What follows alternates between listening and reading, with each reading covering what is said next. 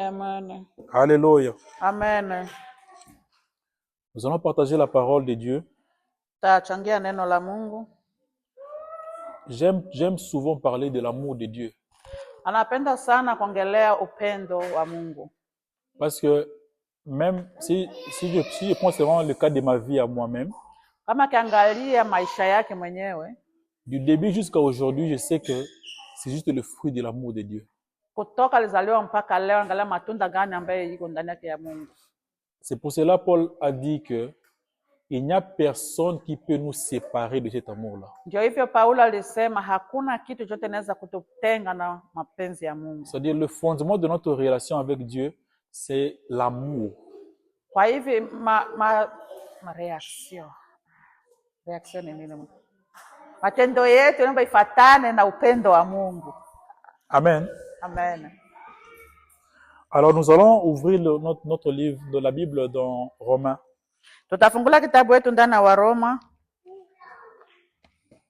Chapitre 5. Waroma 5.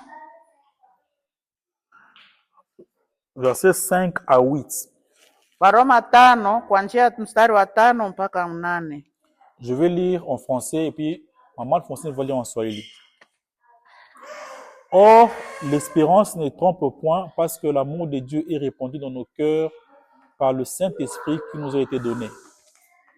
Car lorsque nous étions encore sans force, Christ, au temps marqué, est mort pour les impies. À peine mourrait-on pour un juste. Quelqu'un peut-être mourrait pour un homme de bien. Mais Dieu prouve son amour envers nous. On sait que lorsque nous étions encore des pécheurs, Christ est mort pour nous. Amen. En Swahili. Kuna mtu nyako na amepata some? Hakuna? Okay. Waroma 5 kuanzia mstari wa 5 mpaka 8. 5 nasema hivi. Natumaini halitahayarishi, kwa maana pendo la Mungu limekwisha kuminimwa katika moyo yetu na Roho Mtakatifu tuliyepewa sisi. Kwa maana hapo tulipokuwa hatuna nguvu, wakati ulipotimia, Kristo alikufa kwa ajili ya waovu. Kwa kuwa ni shida mtu kufa kwa ajili ya mtu mwenye haki, lakini yawezekana mtu kuhubutu kufa kwa ajili ya mtu aliye mwema. Mstari wa 8. Bali Mungu aonesha pendo lake yeye mwenyewe kwetu sisi, kwa kuwa Kristo alikufa kwa ajili yetu tulipokuwa tungali wenye dhambi. Amen. Amen. Amen. I don't know if you understood what is written there. Na sidhani mnaelewa hiyo neno. C'est-à-dire quoi? Nasemaje? Nous sommes tous ici à l'église, il est 11h10, n'est-ce pas? Sisi wote tuko hapa kanisani na sasa ni saa 5 na dakika 10. Amen. Amen. Et nous sommes tous ici avec Papa Lunda. Na tuko hapa sisi wote na mtumishi Papa Lunda. Amen. Maintenant, supposons que demain dimanche. So tujaribu kuangalia kesho ni siku ya Mungu, Jumapili. Pendant le culte, la police entre. Wakati tunapokuwa kwa ibada hapa tunaabudu, wa polisi waingie. Ils sont venus arrêter Papa Lunda. Na wanakuja kumtafuta Papa Lunda. Et puis on dit qu'on l'arrête parce qu'il a tué une personne hier à 11h. Nasema tunamkamata kwa sababu aliua mtu jana na saa 5. Je ne sais pas si vous avez compris l'histoire. Mnaelewa? Maman boit. Mnaelewa? C'est-à-dire que demain, on vient arrêter Papa Lunda parce qu'on dit que Papa Lunda avait tué une personne aujourd'hui à 11h. So kesho tunapokuwa kanisani, wa polisi wanakuja wanakamata Papa Lunda, wanasema tunamkamata kwa sababu aliua mtu jana na saa 5. Donc comme il a tué, on doit aussi aller les tuer. Kwa hivyo namuna aliua na sisi tunaenda muua. Amen. Amen. Mais nous tous, nous sommes ici avec Papa Lunda. Na sisi wote tuko hapa pamoja naye. Nous savons que ce que la police dit est fausse. Na tunajua kweli kitu ambacho polisi wanasema ni uongo. N'est-ce pas? On sait que Papa Lunda est innocent. So tunajua Papa Lunda yeye ni Innocent. iko innocent. Innocent Kiswahili iko nini? Hana kosa lolote ya. Amen. Amen. Alors, le juge, il dit que malgré ça, il doit mourir parce qu'une personne est morte. Na muamuzi anasema hata kama mnasema ana kosa lakini atakufa tu. Maintenant, qui va, parce qu'il aime beaucoup Papa Lunda. C'est notre papa, n'est-ce pas? So nani, kwa sababu tunampenda papa, qui va dire que bon, comme moi j'aime beaucoup papa, les juges ne tuez pas Papa Lunda, tuez moi. Je dis que c'est moi qui ai tué. Nani mwenye atasema okay, mimi nampenda Papa Lunda, msimuue yeye, mniue mimi, njoo kufasi yake. Est-ce que on n'aime pas Papa Lunda? Tulizane kwa ukweli, hatumpendi Papa Lunda? On aime Papa Lunda, n'est-ce pas? Tunampenda. Mais est-ce que le fait qu'on l'aime beaucoup là, on va dire que non, Papa Lunda, toi ne meurs pas, moi je vais mourir à ta place. So kwa sababu tunampenda, tunaweza kusema okay, wasimuue yeye, mimi ndio nijitolewa niue mimi. On va commencer à se poser des questions. On a aussi des enfants. Moi j'ai des enfants. Si moi je meurs, qui va rester avec mon enfant? Tutaanza kujiuliza maswali sasa, kama nikajitolea waniue mimi, niko na watoto, nani atabaki kuchunga watoto wangu? Amen. Amen. Pourquoi on va voir notre intérêt à nous? On va voir notre intérêt. Tutaangalia kitu ambacho nyuma yetu, mzigo ambao nyuma yetu. Mais on aime Papa Lunda quand même. Lakini na tunampenda papa. Amen. Amen. Maintenant, ça. Déjà pour ces cas-là, c'est vraiment difficile. Les personnes qui peuvent peut-être faire ça, ce sont les parents. Kwa hiyo shida ni nguvu sana, penginepo mwenye anaweza fanya kitu kama inaweza kuwa ni mzazi yake. Amen. C'est-à-dire un parent, quand on voit son enfant mourir, il peut peut-être vouloir que mourir à sa place. Il peut même pleurer même. Kwa sababu mzazi ukiona mtoto wako anataka kufanya, unaweza jisikia ujitolee kwa nafasi yake. Amen. Amen. C'est-à-dire, c'est ce que la Bible dit dans ces versets-là. Il dit, quelqu'un peut-être pouvait mourir pour un homme juste, un homme bon. Ndio kitu yenyewe naongea hapa ndani ya Waroma, sema kwa inaweza kawezekana mtu mwingine anaweza kukufa kwa ajili ya mtu mwingine. Supposons maintenant que Papa n'était pas là. Tukamate kwa mfano kama Papa Lunda haiko. Bon, Papa Lunda d'ailleurs, il est doux. C'est Papa, il est doux, hein? Il est doux, il peut pas tuer peut-être. on va pas être un bandit. Okay, tukamate sawa kwa mfano ta muizi mwa fulani tu. Vous voyez, si on passe sur la route de North Street, il y a beaucoup de drogués là-bas. Ukipita hapa kwa barabara ya North Street unakuta watu wengi wafuta mabangi hapo wanajaa hapo ya. Déjà, vous voyez les personnes que vous ne connaissez pas là. Kwa mfano watu kama hao mtu ambaye haumjui. Amen. Amen. Maintenant, cette personne-là a tué une personne. So mtu kama anaua watu wengi hawa anaua mtu fulani. N'est-ce pas? Vous voyez la vidéo, vous voyez qu'il a tué. Na mnaona wazi kweli, mnaona ke aliua. Maintenant, pour cette personne-là, qui peut dire que non, venez me prendre à sa place, libérez-le. So mtu kama na ule, kunaweza tokea mtu anasema msimuue yeye, mtale mimi ndio mniue kwa nafasi yake. Je sais pas si vous avez compris. Unaelewa? Si déjà pour Papa Lunda, les personnes qu'on connaît et qui n'a pas tué, c'est difficile. Mtu kwa mkoa tukongelea kwa kesi ambaye Papa Lunda tunamjua mzuri na tunajua hakuua pia. Inakuwa nguvu sana. Mais alors pour la personne qui est vraiment bandit et qu'on ne connaît même pas. Mais kwa mtu kama watu kama wafuta wangi awe ni mtu ambaye unamjua ni muizi na tupe hatumjui pia. Ici la Bible dit quoi? Jésus nous a aimés non quand nous sommes convertis. Biblia inasema Yesu alitupenda sio kwa sababu sisi tulikuwa watakatifu. C'est-à-dire que quand tu commettais l'avortement, kama unafanya kutosha mimba ya avortement, c'est là que Dieu t'avait aimé. Ni hapo Mungu pia anakupenda. C'est pas quand tu t'es repenti de ton péché d'avortement. Kama unarudia ndani ya dhambi hiyo ya kutoa mimba. Non, je dis ceci. Jésus t'a aimé même quand tu avais fait l'avortement là. Yesu anakupenda hata kama ulitoa mimba. N'est-ce pas? Ce n'est pas, it's not when you repent from your abortion just love you. Non, il not love you. Sio kusema ulitubu hiyo dhambi ya kutoa mimba ndio Mungu alikupenda, hapana. Amen. Amen. C'est-à-dire que c'est quand nous étions encore des pécheurs, c'est là que Dieu nous a aimés. Ni wakati bado tulikuwa wenye dhambi ndio hapo ndio Mungu alitupenda. C'est ce qui est écrit. Ndio. Amen. Amen. Maintenant, nous sommes justifiés en lui. Nous sommes devenus saints par lui. So tukakuwa watakatifu kupitia yeye. Quel est maintenant ce niveau d'amour? Sasa hiyo maana upendo inamaanisha nini? Attends. Je vais encore répéter. Peut-être vous ne comprenez pas. I say this. When we were killers, hein? C'est-à-dire que when we were, how do you call a woman who abort? How do you call a woman who abort? Abortion. Yeah. C'est-à-dire when you commit abortion, wakati ulitoa mimba, it's when Jesus loved you very much and died for you. Ni hiyo wakati ndio ambaye Mungu alikupenda zaidi. I don't know if you understand. It was in your sin there. It's where Jesus loved you. Ni ndani ya hiyo dhambi ambayo ulifanya, ndani ya hiyo dhambi ndipo ndio Mungu alikupenda zaidi. Amen. Amen.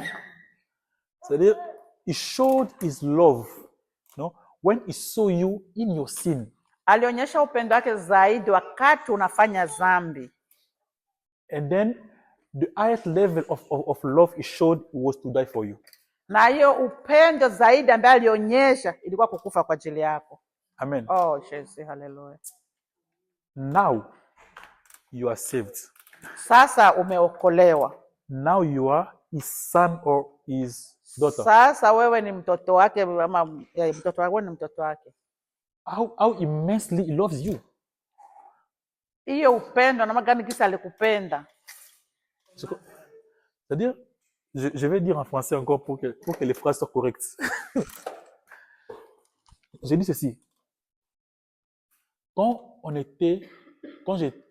tu étais dans la prostitution, peut-être. Wakati ulikuwa ndani ya dhambi ya usharati. C'est là que Jésus t'a aimé beaucoup. Ni hapo ndio Mungu alikupenda zaidi. Et il t'avait tellement aimé qu'il s'est fait chair pour venir mourir pour toi. Alikupenda zaidi mpaka akapenda atoe maisha yake akuja akufe kwa ajili yako. Amen. Amen. C'était un sang pur. Ilikuwa ni damu ambayo iko kabisa inatakata. Il n'avait pas péché. Hakufanya dhambi chochote. Mais il a dit que j'aime tellement cet inconnu-là. J'aime tellement cet inconnu en English. C'est drogué-là de notre alionyesha upendo sana kwa hiyo mtu ambaye hamujui. C'est-à-dire, c'est ces drogués de notre cet inconnu-là. Je l'aime tellement que j'accepte de prendre sa place. So kwa mfano yeye alileta huyo mafuta wangu huko, alionyesha upendo zaidi sana kwa hivi atoe maisha yake hata kwa ajili yake. N'est-ce pas? Amen. Maintenant, il t'a adopté. Na kisha tena akatukomboa. N'est-ce pas? Amen. Il a fait de toi maintenant son enfant. Akatukomboa toka watoto wake. C'est-à-dire que un enfant étranger qui était là, mais je l'avais aimé beaucoup. Mais cet enfant maintenant devient Wyatt. Pardon? Un enfant qui était étranger. Je l'ai aimé tellement beaucoup, n'est-ce pas? Et je suis mort pour lui. C'est ça mon degré d'amour quand il était pécheur. Okay. Oui. Yaani mtoto wa nje ambaye alikuwa humjua, ambaye alikuwa mwenye dhambi, ndio alimuonyesha upendo zaidi sana. Maintenant cet enfant est devenu maintenant Wyatt. Na huyo mtoto ndio akakuwa sasa mtoto wa upendo sana kama mfalme. Maintenant quel est le niveau d'amour encore que j'aurai pour cet enfant qui ne pêche plus, il fait maintenant mes commandements. Quel est le niveau d'amour que j'aurai pour l'enfant? So ngale hiyo niveau ya upendo hiyo ambayo alionyesha kwa hiyo mtoto, upendo ya nguvu zaidi kwa hiyo mtoto. Rien ne peut te séparer de l'amour de Dieu. Na hakuna kitu ambacho inaweza kukugabula na upendo wa Mungu. En fait, souvent, le diable nous met dans la tête que le péché nous sépare de Dieu. Mara mingi shetani anaweka maneno kwa kichwa chetu kusema dhambi inatugabula na Mungu. Dans quel sens il dit ça?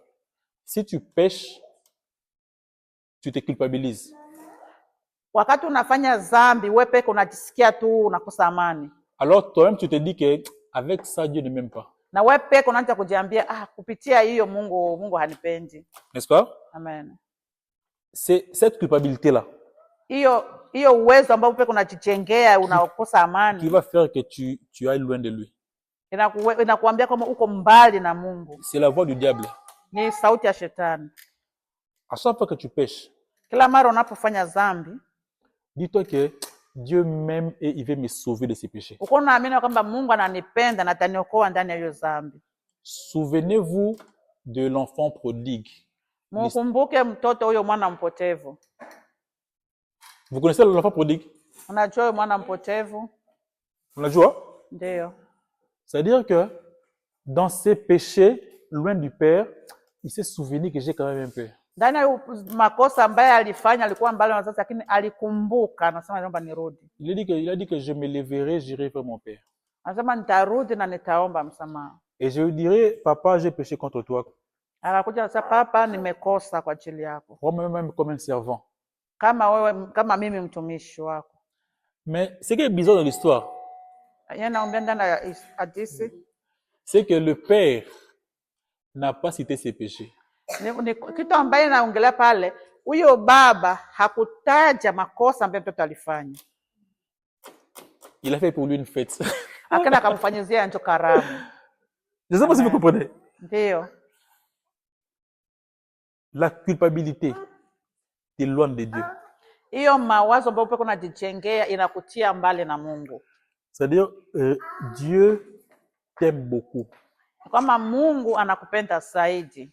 Et pour cet amour-là, il n'abandonne jamais.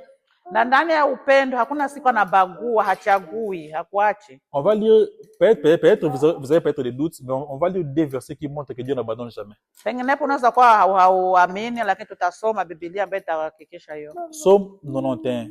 Zaburi 91. Nonate.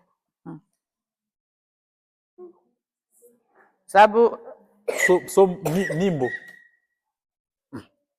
Zaburi nonate combien? Psaume.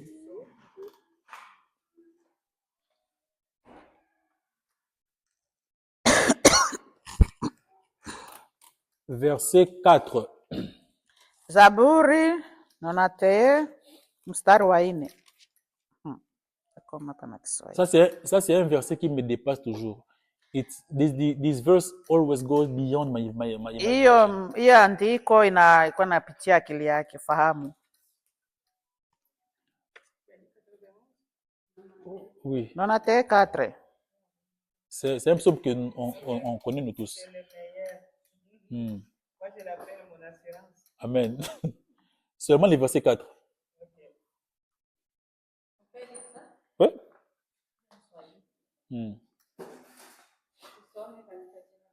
Amen.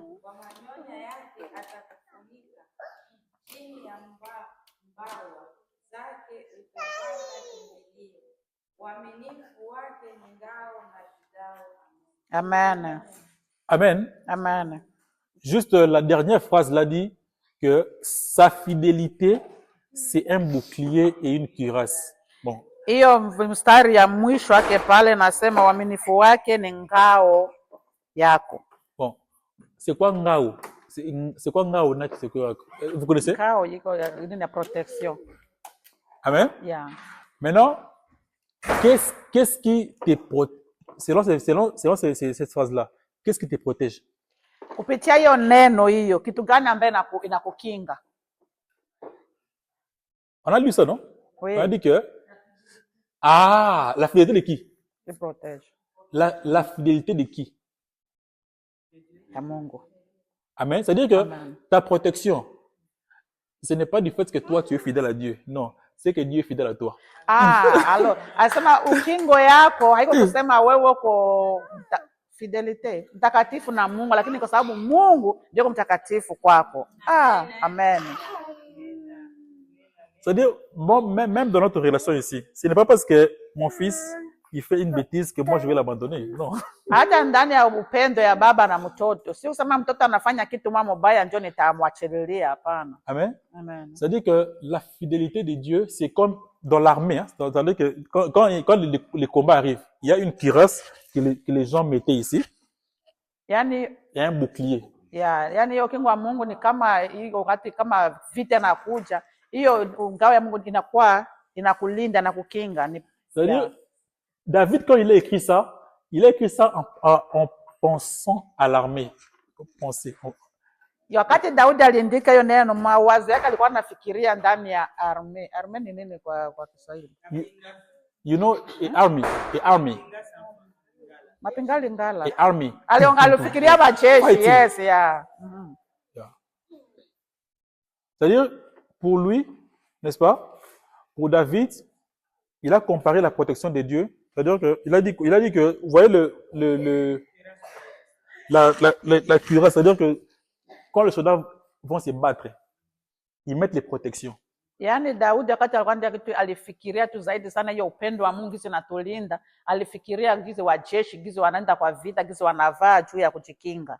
Ce qui te protège contre les attaques du diable, il y a la cuirasse et puis les boucliers. Gizi wanajikinga na adui asiwapige, so wanakuwa na hiyo ngao na nini?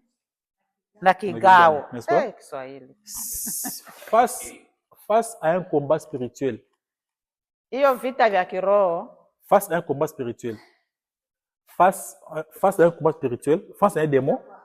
Yani vita ya ndio mnakutana hivi ya macho kwa macho. Ce qui te protège. Kitu ambacho takukinga.